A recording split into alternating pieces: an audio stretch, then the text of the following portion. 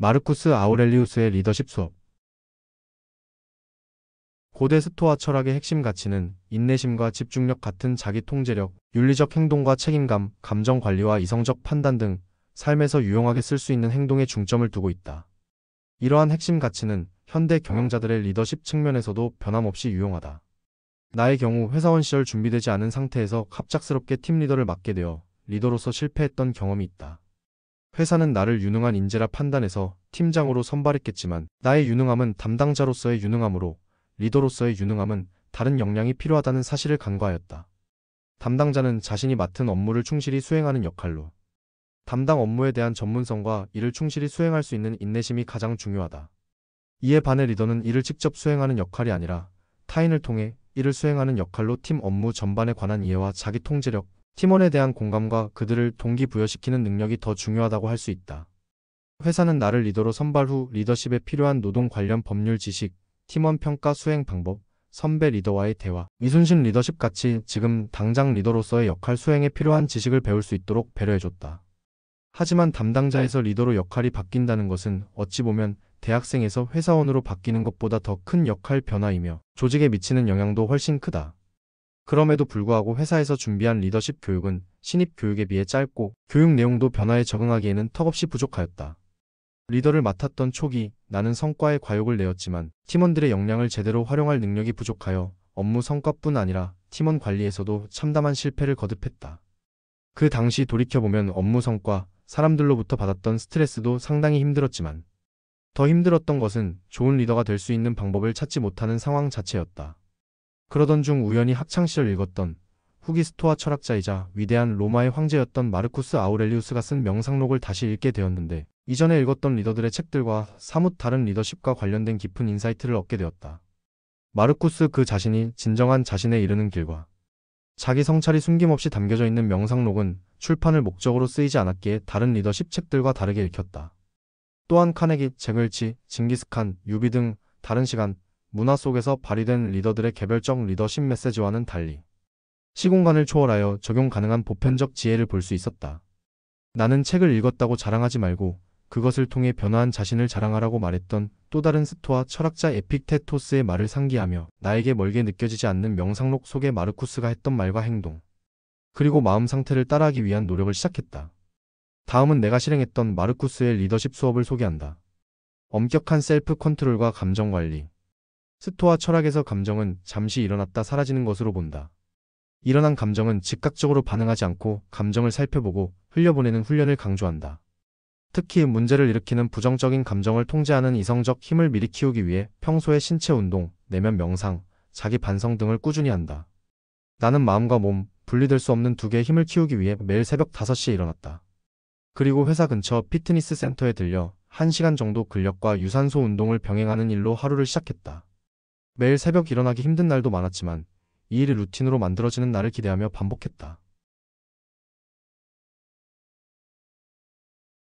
위대한 마르쿠스도 명상록에서 새벽 기상이 힘든 날, 따뜻한 이불에 누워있으려고 내가 태어난 것은 아니다 라고 독백했던 모습을 보면 새벽 기상이 쉬운 일은 아니라고 생각한다.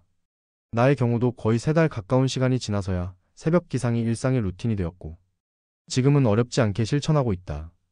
운동을 마친 후에는 출근하여 오늘 해야 할 일을 노트에 정리하고 10분간 명상 후 업무를 시작하였다. 이렇게 아침에 작성한 노트는 잠들기 전 쓰는 일기의 기초가 되었다. 이 루틴을 오래 실행한 이후 가장 크게 달라진 점은 감정을 컨트롤하는 능력이다.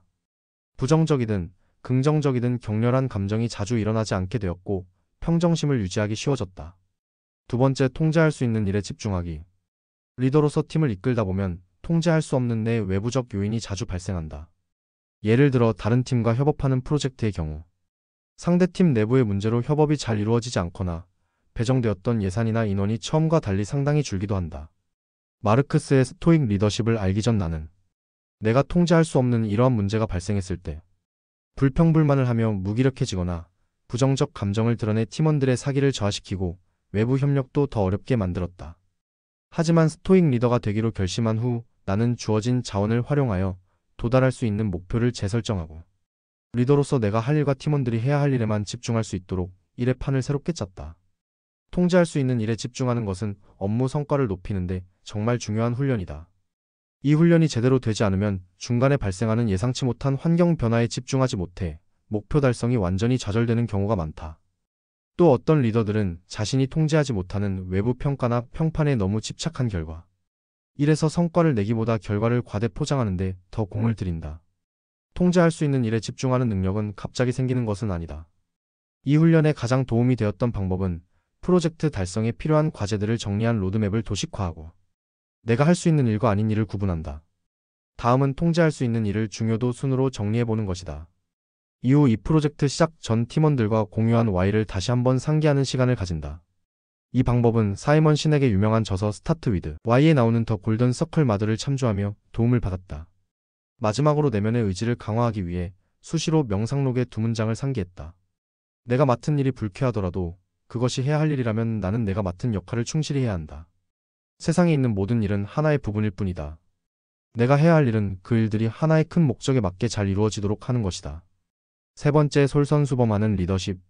마르쿠스는 리더로서 도덕성과 솔선수범을 중요하게 생각했다. 이러한 것들이 다른 사람들에게 신뢰를 얻게 하며 타인의 신뢰가 바탕이 돼야 성공적인 리더십이 가능하다 믿었기 때문이다. 명상록에서 그는 다음과 같이 말하였다. 당신이 하는 일과 말, 그리고 생각은 모두 공동체와 일치해야 한다. 우리는 서로에게 도움을 주고 나쁜 습관을 없애기 위해 노력해야 한다. 사람들의 행동에 대해 말하기 전에 자신이 올바르게 행동하는지 먼저 생각하라. 내 경우 이러한 태도를 생각만으로 그치지 않고 행동으로 옮길 수 있게 도와준 방법으로 일기쓰기가 가장 효과적이었다. 매일 일기를 쓰며 리더로서 내가 해야 할 일을 했는지 만족스럽지 못했던 점들에 대한 반성을 하였다. 옷차림은 소박하게 하였다. 소박한 차림새를 통해 섬김의 마음이 생겨나고 이러한 마음이 팀원들에 대한 헌신적 행동, 즉 솔선수범의 행동을 유발한다. 형식이 내용을 바꾸는 방법이다. 이상이 마르쿠스 아우렐리우스의 명상록을 통해 내가 실행했던 리더십 수업이다. 이 영상에 동의하신다면 구독을 잊지 마세요. 나인스토아랩을 구독하고 스토익으로서 살아가거나 스토익으로부터 영감을 받을 수 있는 영상들을 계속 확인해보세요. 나인스토아랩과 함께하면 더 행복하고 더 성공적인 삶을 살기 위한 방법들을 배울 수 있습니다.